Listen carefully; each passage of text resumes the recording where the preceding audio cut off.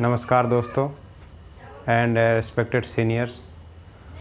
आज का मेरा टॉपिक है ईएसपी।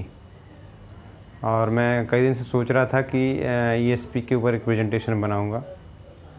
तो मैंने कुछ डाटा कलेक्शन करके बनाया है, जिसमें ईएसपी के बारे में बताऊंगा। ईएसपी के क्या क्या कंपोनेंट्स होते हैं और उनके फंक्शन क्या होते हैं, और ईएसपी में कैसे डस्ट कंट्रोलिंग होती है, और कौन इसमें कैसे एमिटिंग और कलेक्टिंग इलेक्ट्रोड्स वर्क करते हैं, और ईएसपी की परफॉर्मेंस पे क्या क्या फैक्टर जो है इफ़ेक्ट डालते हैं, इसके बारे में भी थोड़ा सा जानकारी दूंगा मैं।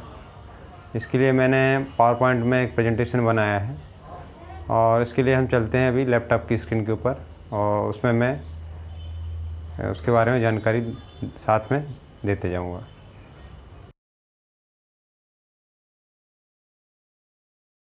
तो फ्रेंड्स, हम लैपटॉप की स्क्रीन पर आ चुके हैं, और ईएसपी का जो डेफिनेशन है, an ESP is an apparatus और equipment which utilize an electrical field to separate the suspended particles from dust laden flue gas। और ये ईएसपी का व्यू है। इसमें ईएसपी में ये हमारा एबीसी से जो फ्लू गैस है वो WHRV से होता हुआ ईएसपी के इनलेट से इंटर करता है, और यहाँ पर कलेक्शन होता है। यहाँ पर इलेक्ट्रोड लगे होते हैं, और कलेक्शन होने के बाद 99.9% क्लीन गैस ये चिमनी के थ्रू बाहर निकलती है। और यहाँ पर एक फ़ैन लगा होता है जिसको हम लोग आईडी फ़ैन बोलते हैं। जनरली यहाँ पे 2 फ़ैन लगे हुए हैं, दोनों आईडी ही रहते हैं, ID1 और ID2। और यहाँ पर जो कलेक्शन होता है इसमें 2 टाइप के इलेक्ट्रोड्स होते हैं, एक कलेक्टिंग इलेक्ट्रोड्स और एक एमिटिंग इलेक्ट्रोड्स। एमिटिंग इलेक्ट्रोड्स जो होता है वो नेगेटिवली चार्ज रहता है, और कलेक्टिंग इलेक्ट्रोड में पॉजिटिव चार्ज होता है। और इनको चार्ज जो है वो यहाँ ऊपर लगे ट्रांसफार्मर से मिलता है, और वो चार्ज होने के बाद यहाँ कलेक्शन होता है, और ये नीचे हॉपर्स में कलेक्शन होता है डस्ट का, और एक कन्वेइंग लाइन के थ्रू एस साइलो में कन्वे होता है।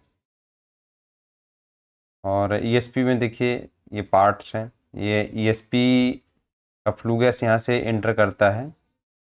इंटर करने के बाद यहाँ पर एक स्क्रीन लगी होती है, इसमें शो नहीं हो रहा है, मैं बताता हूँ भी आपको। यहाँ पे एक स्क्रीन लगी होती है, उसको होते हैं GDS, गैस डिस्ट्रीब्यूशन स्क्रीन। और इसके बाद यहाँ पर आए गए तो ये है हमारा कलेक्टिंग इलेक्ट्रोड्स जिसमें पॉजिटिव चार्ज रहता है, और इन्हीं के बीच में एमिटिंग इलेक्ट्रोड लगे होते हैं। और इसके ऊपर ये ट्रांसफार्मर लगा हुआ है, और ये देख रहे हैं जो आप, ये है डिस्चार्ज रैपिंग मोटर यहाँ पर लगी होती है, जिससे ये इलेक्ट्रोड्स में रैपिंग होती है। रैपिंग से होने से जो कलेक्टेड डस्ट पार्टिकल है वो हॉपर में कलेक्ट हो जाते हैं। और इसमें एक ये पर्ज एयर ब्लोअर भी लगा रहता है जो पेंट हाउस में एयर देता है, इसका भी वर्क मैं आगे बताऊंगा। और यहाँ कलेक्शन होने के बाद क्लीन गैस यहाँ से आउट हो जाती है। ये है GDS, gas distribution screen. GDS का वर्क ये रहता है कि जब ESP में हमारा फ्लू गैस इंटर होता है तो उसका जो स्पीड होता है वो करीबन 10 to 15 मीटर पर सेकेंड होता है। तो GDS के थ्रू हम उसकी क्या स्पीड को ड्रॉप करते हैं। ड्रॉप इसलिए करते हैं ताकि उसको कलेक्शन ESP में कलेक्शन हो सके, और कलेक्शन के लिए जो हमारे इलेक्ट्रोड में चार्ज है वो चार्ज उस डस्ट के पार्टिकल्स को भी आयोनाइज कर सकें। यदि स्पीड ज़्यादा होगी तो आयोनाइजेशन नहीं होगा, आयोनाइजेशन नहीं होगा तो कलेक्शन भी नहीं होगा। तो जनरली GDS के बाद जो होता है हमारा डस्ट का जो स्पीड होता है 1 या 1 से बिलो मीटर पर सेकेंड ड्रॉप हो जाता है। और ये हमारे इलेक्ट्रोड्स हैं। ये एमिटिंग इलेक्ट्रोड्स है जिसमें नेगेटिव चार्ज होता है, इस टाइप के होते हैं। और जो कलेक्टिंग इलेक्ट्रोड है ये सॉलिड प्लेट टाइप के होते हैं जिनमें पॉजिटिव चार्ज होता है, और जो एमिटिंग इलेक्ट्रोड है ये बीच में इनके इंसुलेटर लगा होता है ताकि ये बॉडी से टच ना हो। टच होने से क्या होगा, या शॉर्ट सर्किट से रोकने के लिए। और जो एमिटिंग इलेक्ट्रोड्स होते हैं कहीं कहीं पे वायर टाइप के भी होते हैं।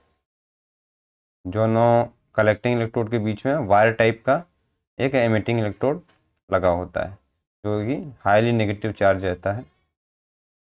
और देखिए एक डायग्राम है, यहाँ से फ्लू गैस इंटर करता है और ये emitting electrode highly negative charge होता है, और यहाँ पे ही जो गैस पार्टिकल्स हैं वो नेगेटिव चार्ज हो जाते हैं और पॉजिटिव इलेक्ट्रोड की तरफ मूव कर जाते हैं, कलेक्ट हो जाते हैं यहाँ पे। ये हमारा रेक्टिफायर ट्रांसफार्मर है।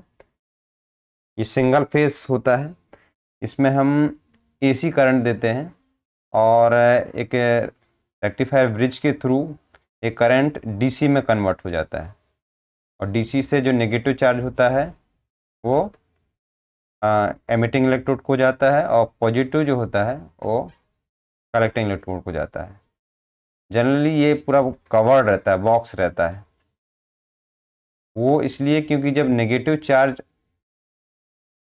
इलेक्ट्रोड को जा रहा है तो यहाँ पे यदि गैस का कांटेक्ट आएगा तो यहाँ पे एक कोरोना इफेक्ट जनरेट हो सकता है।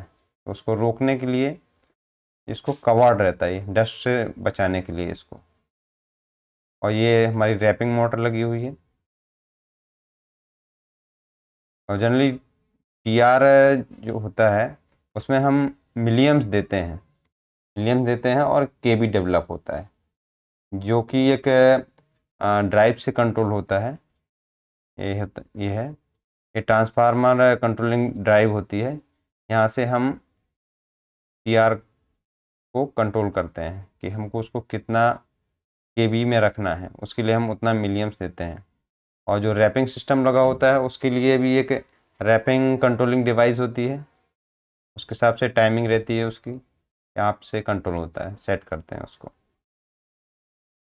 ये देखिए ये रैपिंग का जो ड्राइव है ऐसे डिस्प्ले इसमें होता है, रैपिंग चल रही है।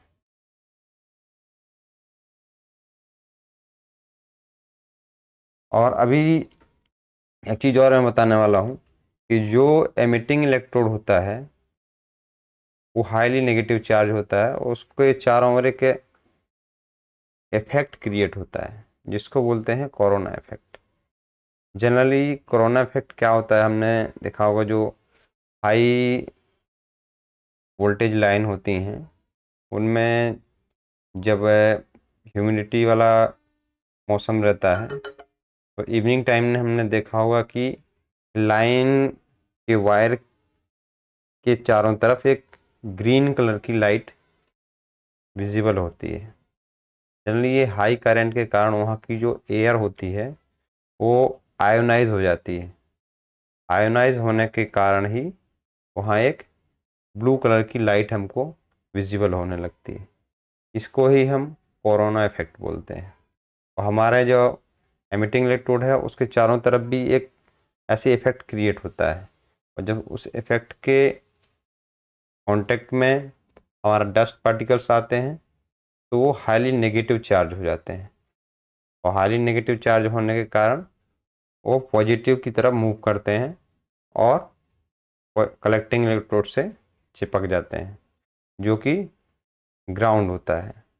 और वहाँ पर अपना चार्ज, वहाँ पर इनका चार्ज न्यूट्रल हो जाता है, और उसके बाद जो हैमरिंग होता है उसमें या रैपिंग होता है, दो मैकेनिज्म लगे होते हैं जिससे डस्ट जो है हॉपर में कलेक्ट हो जाती है।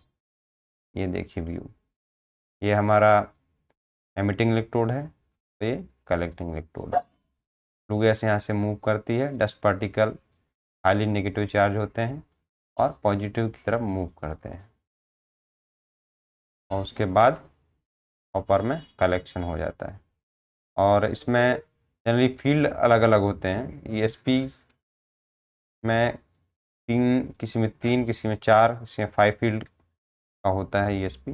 इसमें फील्ड से मीनिंग होता है इलेक्ट्रोड्स के एक सेट बोल सकते हैं, उसको चेम्बर्स रहते हैं। जितना ज़्यादा फील्ड होगा वो उतना ज़्यादा एफिशिएंसी रहेगी ईएसपी की। वो आपका फ्लू गैस की इनकमिंग के ऊपर और आपका जो इनपुट है उसके हिसाब से ईएसपी का डिज़ाइन डिसाइड किया जाता है। ये देखिए यहाँ पे हैमरिंग हो रही है, ये कलेक्टिंग इलेक्ट्रोड्स लगे हुए हैं। एक हैमर जो मूव करता है और इसमें हैमिंग होने से जो डस्ट पार्टिकल है वो हॉपर में कलेक्ट हो जाते हैं।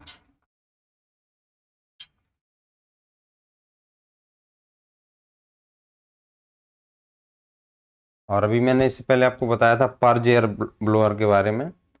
तो पर्ज एयर ब्लोअर इस टाइप का रहता है जो ईएसपी के टॉप में माउंटेड रहता है। ये पेंट हाउस में एयर को ब्लो करता है, जिससे पेंट हाउस में एक माने 0 प्रेशर मेंटेन करता है या थोड़ा सा पॉजिटिव एक एनवायरनमेंट क्रिएट करके रखता है, ताकि जो डस्ट पार्टिकल्स हैं वो पेंट हाउस की तरफ मूव ना करें और एक फिक्स टेम्परेचर भी मेंटेन करने में ये हेल्प करता है। ये देखिए, ये जो ऊपर का एरिया आपको देख रहे हैं इसको पेंट हाउस बोलते हैं। Upper portion of ESP where insulator and electrodes are connected with T R called penthouse. और कुछ और इसमें ईएसपी जो टर्म्स होती हैं जैसे GDRM gas distribution plate rapper mechanism, CRM होता है collection rapping motor, DRM discharge rapping motor. और ये हमारा जो एमिटिंग इलेक्ट्रोड होता है वो एक इंसुलेटर के थ्रू माउंट रहता है और उसमें भी टाइमिंगली हैमरिंग होती है। और एक इंसुलेटर के चारों तरफ एक कॉइल लगी होती है, उसको हीटर बोलते हैं। इसका लगाने का पर्पज़ ये है, इंसुलेटर का वर्क ये है कि ये एमिटिंग इलेक्ट्रोड को ईएसपी के जो बॉडी है उससे सेपरेट रखता है, शॉर्ट सर्किट होने से बचाता है। और कॉइल का काम ये है, हीटर का काम, क्योंकि ईएसपी के अंदर जनरली 120 डिग्री से प्लस टेम्परेचर मेंटेन होता है और ईएसपी के जो ऊपर में है यदि वहाँ पर टेम्परेचर कम रहेगा तो ये टेम्परेचर का जो डिफरेंस क्रिएट होगा उसके कारण टाइमली जो इंसुलेटर है वो ब्रेक हो जाता है। तो इंसुलेटर के टेम्परेचर को भी मेंटेन करने के लिए यदि ईएसपी के अंदर में 120 से प्लस है तो इंसुलेटर का टेम्परेचर भी 70 to 80 डिग्री मेंटेन करने के लिए इसमें एक हीटर लगा होता है जो चार्ज होता है और इसके टेम्परेचर को मेंटेन करता है, जिससे इंसुलेटर को प्रोटेक्शन मिलती है। ये देखिए ईएसपी है, ये 4 फील्ड का ईएसपी है, 1 2 3 4 चारों के ये डस्ट हॉपर है, यहाँ से कन्वे होता है। हॉपर के अंदर भी हीटर्स लगे होते हैं क्योंकि दी डस्ट का टेम्परेचर 7 to 80 डिग्री मेंटेन करने के लिए ये हीटर लगे होते हैं। यदि टेम्परेचर कम रहेगा डस्ट का या मॉइस्चराइज रहेगा तो डस्ट हॉपर से नीचे कन्वेइंग लाइन में कन्वे नहीं होगी, तो उसको मेंटेन करने के लिए हॉपर हीटर लगा होता है। ये कन्वेइंग लाइन है, यहाँ से कन्वेइंग के बारे में बाद में बताऊंगा मैं कैसे कन्वे होती है डस्ट।